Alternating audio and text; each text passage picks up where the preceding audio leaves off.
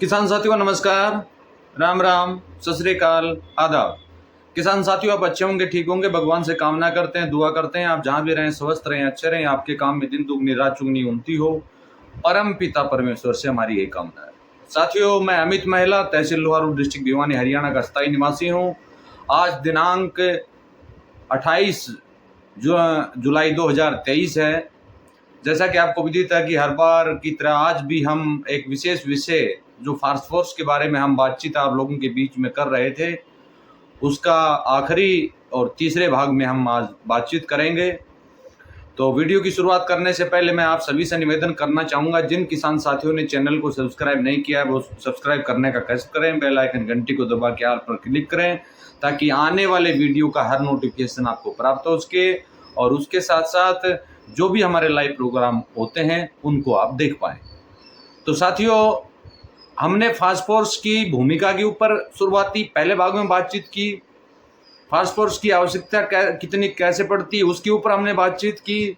फिर दूसरा हमने जैविक तरीके से फास्फोरस का मुख्य स्रोत क्या है, वो कैसे बनाएं, उस विषय पर हमने आपसे बातचीत की।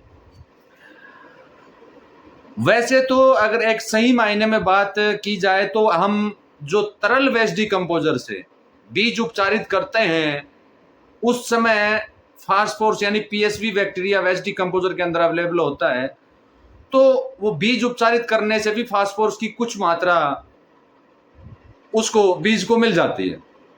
फिर भी हम जैविक तरीके से अलग अलग तरीकों से कुछ विधियों से हम जैविक फास्फोरस बनाते हैं। जैसे पिछले वीडियो में हमने फ्रोम के बारे में बातचीत किया कि फ्रोम का घोल कैसे आप तैयार करें, किस तरीके से उसको बनाएं, कितना प्रति एकड़ यूज करें, सारे विषयों पर उन संबंधी आपसे बातचीत हुई। दूसरा फास्फोरस किन वनस्पतियों में सबसे अधिक वैसे पाया जाता है। अगर सही मायने में बात करें तो कंपोस्टिंग खाद जो होता है उसमें फास्फोरस होता है, जो हमारी हरी खाद होती है उसके अंदर फास्फोरस होता है, जो हमारे फसलों के अवशेष होते हैं उसके अंदर फास्फोरस होता है, और जैसे वनस्पति की बात करें भांग के अंदर फास्फोरस पाया जाता है। और फास्फोरस की दूसरी अगर हम इधर आते हैं तो बोन मील यानी हड्डियों के चूर्ण में काफ़ी मात्रा में फास्फोरस पाया जाता है, और अन्य कुछ उत्पाद जो हैं जिनमें फास्फोरस की मात्रा बहुत अधिक मात्रा में पाई जाती है। अब पत्थरों का घोल जो हम यूज करते हैं उसके अंदर भी फास्फोरस पाया जाता है। तो हर चीज जो है, जैसे हरी खाद के बारे में आपको बोला जाता है, और हरी खाद जैसे भी ढेंचा लगाते हैं, सनई लगाते हैं, कोई भी लगाते हैं, उसमें राइजोबियम होता है। राइजोबियम के अंदर फास्फोरस नाइट्रोजन की प्रचुर मात्रा होती है।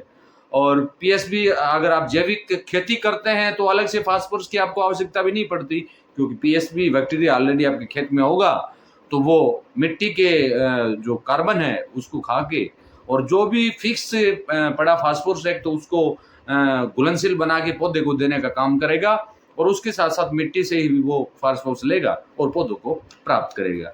इसीलिए बार बार आपको कहा जाता है कि जो भी फसल के अवशेष है वो खेत में आप दबाइए, सबसे बेस्ट रहेगा। जो भी हरी खाद है साल में एक बार अवश्य लगाइए, सबसे बेस्ट होगा। जो खरपतवार हम निकालते हैं उसी खरपतवार को खेत में मिलाइए, वो सबसे बेस्ट होगा।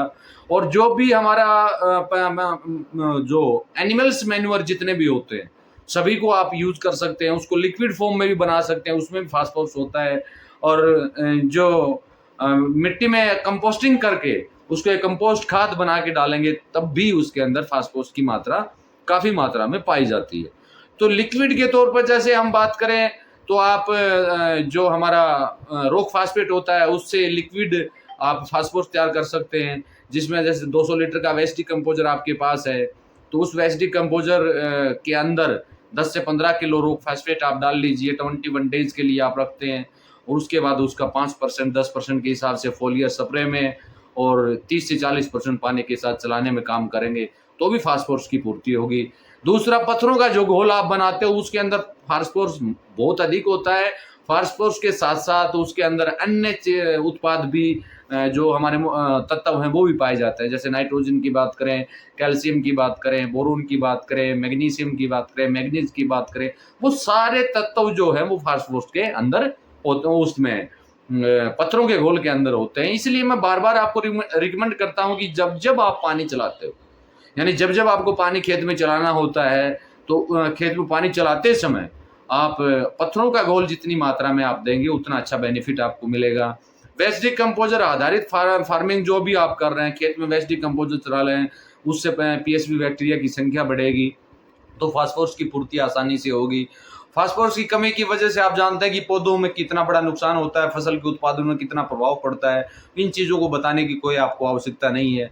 फास्फोरस से जो है वो हमारी जो हमारी पत्तियां होती हैं, पेड़ों की पत्तियां होती हैं, अब आपने कई बार देखा होगा जाटी जिसे हम बोलते हैं, जाटी का लूंग होता है, लौंग, उसके अंदर फास्फोरस बहुत अधिक मात्रा में पाया जाता है, क्योंकि उसके लूंग का अगर लिक्विड भी आप बनाते हैं, जैसे हमारे तेज प्रकाश जी यहाँ टेली मंडी से, उन्होंने इसका लिक्विड बना के उसको फोलियर स्प्रे किया, तो उसमें बहुत अधिक फास्फोरस होने की वजह से वो क्या यानी फास्फोरस की जो कमी थी उनके खेत में वो पूरी हुई, और उसके अंदर नाइट्रोजन भी होता है।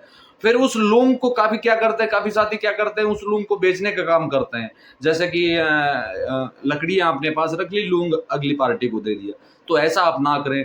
अगर आप वो जो उससे जो लूंग निकलता है, जो पत्ते निकलते हैं, जो पत्तियां निकलती हैं, उन पत्तियों को अगर खेत में मात्र छिड़काव भी किया जाए तो भी आपको यानी उसके अगली क्रॉप में जैसे आपने इस साल उसका छिड़काव किया, उससे आने वाली अगली क्रॉप में आपको उसका बेनिफिट देखने को मिलेगा। वहां पर पौधों की हरियाली अलग होगी, बढ़वार उनकी अलग होगी। जैसे फसलों के अवशेष से सरसों का भूसा है, धान का भूसा है या गेहूं का भूसा है, काफी लोग जलाते हैं, वो जलाए ना, उनको खेत में डालें। आप प्रैक्टिकली करके देखेंगे तो वो क्या, मान लीजिए किसी जगह पर भूसा ज्यादा मात्रा में पड़ा था, वहां पर अनाज के अंदर बढ़वार भी ज्यादा होगी और वो अनाज मजबूत भी होगा, उसके अंदर कलियों की संख्या भी अधिक होगी। और उसके साथ साथ वैसे आप दालों का माइक्रोन्यूट्रिएंट इत्यादि जो बनाते हैं उसमें भी फास्फोरस बहुत अधिक मात्रा में पाया जाता है। बकरी मैन्योर का घोल जो उसमें भी फास्फोरस होता है। तो यानी काफी माध्यम हमारे पास फास्फोरस के हैं जैविक खेती में, लेकिन सबसे जरूरी जो चीज है उसको कोई समझने को तैयार नहीं है। ये पौधे जो अभी हम लिक्विड तौर पर जो भी हम बनाते हैं, ये पौधे तब उसको जल्दी ग्रहण करेंगे जब हमारी जमीन का ऑर्गेनिक कार्बन मेंटेन होगा। अगर ऑर्गेनिक कार्बन हमारा 0.97 से नीचे है तो फिर हमारे लिए समस्याएं हैं। सबसे पहले ध्यान आपको देने वाली बात जो है वो ऑर्गेनिक कार्बन के ऊपर है। और ऑर्गेनिक कार्बन तभी बढ़ सकता है जब हम हरी खाद लगाएंगे या कंपोस्टिंग खाद खेत में डालेंगे या फसल के अवशेषों को खेत में दबाएंगे या जो खरपतवार उखाड़ते हैं उसको खेत में ही डालेंगे और उसके ऊपर से वेस्ट डिकम्पोजर आप कंटिन्यू लगातार चलाएंगे तो आपका कार्बन में बढ़ोतरी होगी, आपके जमीन के पीएच मान सामान्य स्तर पर आने का साथियों काम करेगा। तो आशा करता हूं कि आज के द्वारा वीडियो की दी गई जानकारी से आप यानी काफ़ी समस्याएं जो आपकी थी वो दूर हुई होगी। अगर वीडियो आपको अच्छा लगे तो इसको अधिक से अधिक आप शेयर करें और आने वाले समय में अन्य विषय को लेकर आप लोगों के बीच में फिर दोबारा हम हाजिर होंगे। तब तक के लिए हम आपसे अनुमति चाहते हैं। जाने से पहले आपसे फिर निवेदन करना चाहूँगा, जिन किसान साथियों ने चैनल को सब्सक्राइब नहीं किया है वो सब्सक्राइब कर लें, बेल आइकन घंटी को दबा लें ताकि वीडियो के लिए आपको हमारे पास व्हाट्सएप मैसेज ना करना पड़े, क्योंकि नोटिफिकेशन आपके पास होगा तो हर वीडियो आप साथियों आसानी से देख पाएंगे। तो इसी के साथ नमस्कार, जय हिंद, जय भारत।